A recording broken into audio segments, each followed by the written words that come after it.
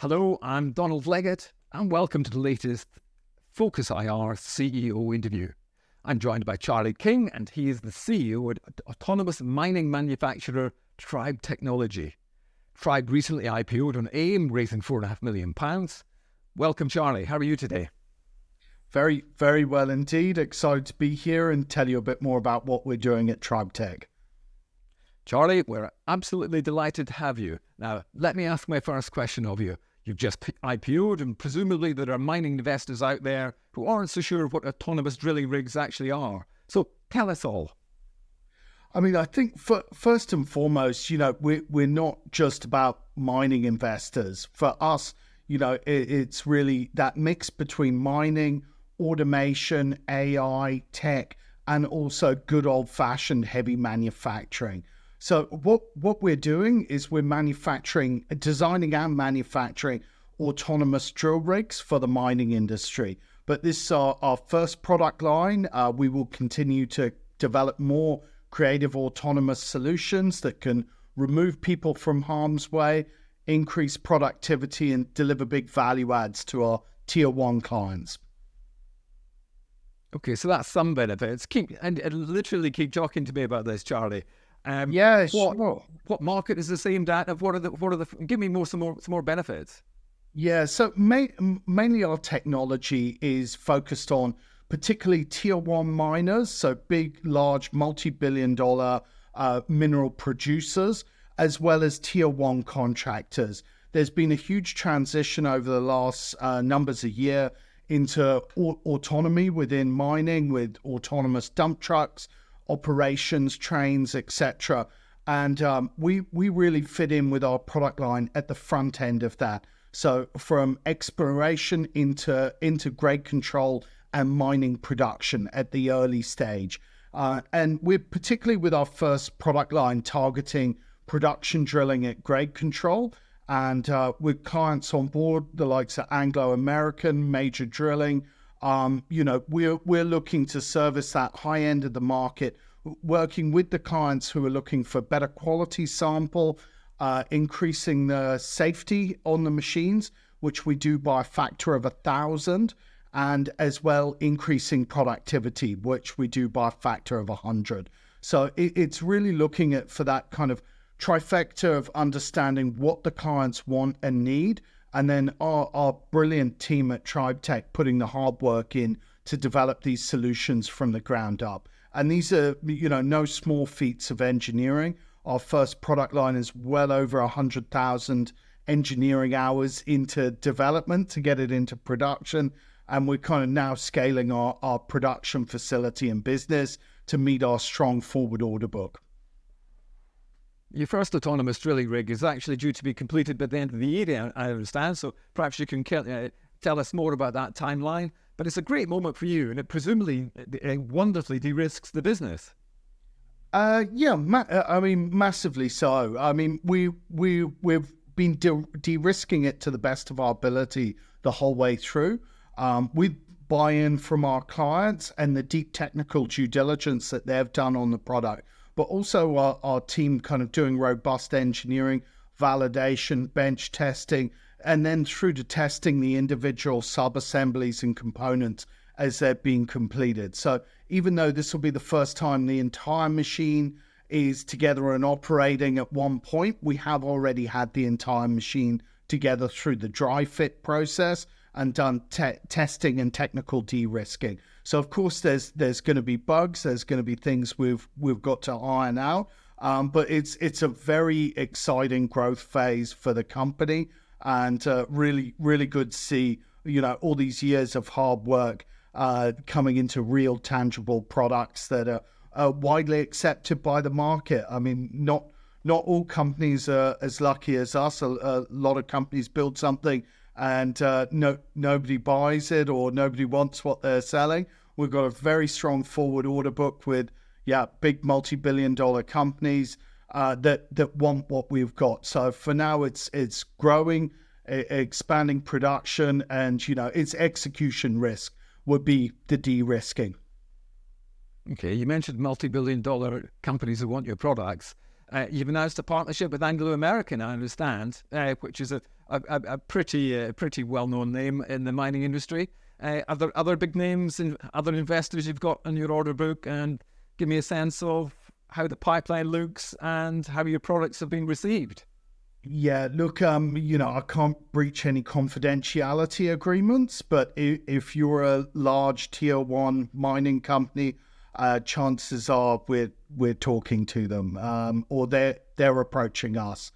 We've got a very strong forward order book. We've got a lot of active tenders at the moment, and a lot of further interest for people that are waiting to see the first one in the field.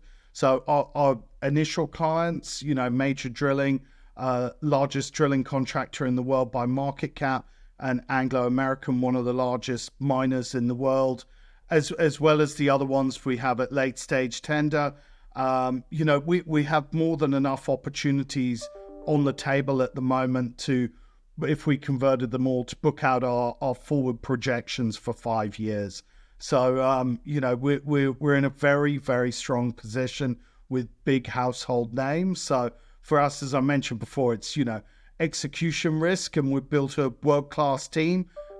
We've raised a good amount of funding. We will go back to the market to raise further funding in the future to help us scale up even faster so that we can really capitalize on that momentum that our technology's created. Yeah, you raised 4.5 million listing on AIM. So what will you do with those funds, Charlie? Yeah, it's a really working cap for our forward order book.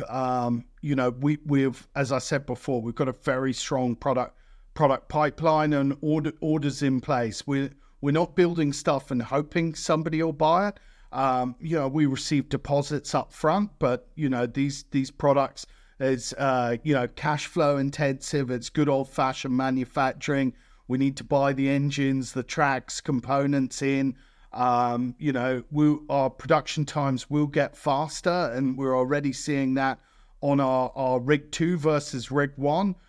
Rig 3 will be even faster again. So those times will come down, but it is working capital intensive. But it's all money for a good cause. It's to build and deliver on contracts that we already have.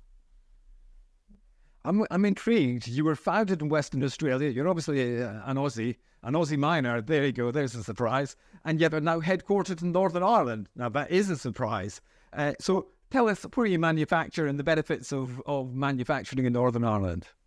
Look, Donald, I won't hold it against you, because in my entire life, only one person has ever guessed my accent correctly.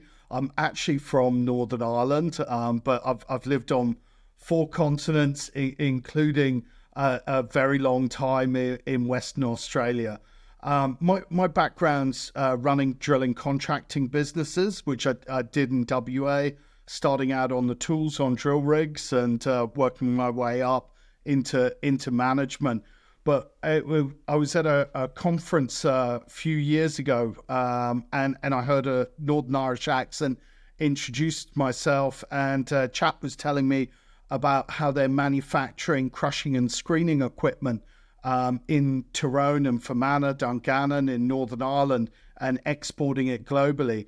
And those guys gave me the idea to look back to my native Northern Ireland as a manufacturing option for the business I've created, and looking at the skill sets, the availability of skill sets, cost point for labour, government grants and support, etc., as well as UK schemes like UK export finance and the patent box scheme, which gives us 10% corporate tax on everything we're doing is related to IP. So at the moment it all fits in that, as well as EIS, VCT.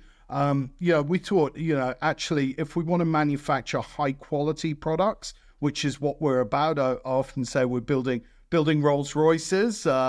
We want the best of the best quality. And there's generational skill sets here that we've been able to cross-train from our handpicked team of specialists in Australia about mining, about automation, about drilling, but they come from very parallel industries and have all picked it up very quickly. So Yeah, it's a fantastic place for manufacturing and operations. And we still have our wonderful team in Australia, and we're building our kind of autonomous sample system product line out there. And we've had some wonderful support from the Australian government as well. Charlie, that really is one of the best backstories I've ever heard. That really is excellent. Okay, final question to you, Charlie. What does the future look like for TRYB?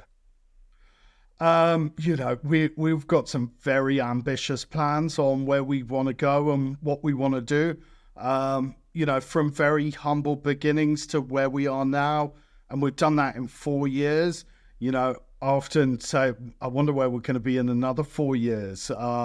Look, the main thing for us is to keep having fun, keep innovating, keep disrupting. It's what we're about.